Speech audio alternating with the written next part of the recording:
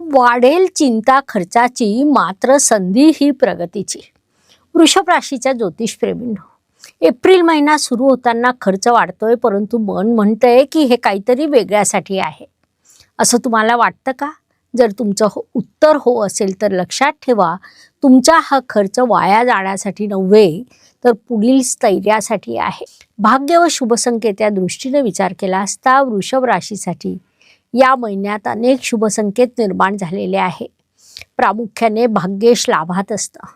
महिन्याच्या दुसऱ्या पंधरवड्यात राशी स्वामी राशीत येणं, पंचमेश कर्मस्थानात असणं असे अत्यंत मोठे शुभयोग तुमच्यासाठी या महिन्यात निर्माण झाले आहे.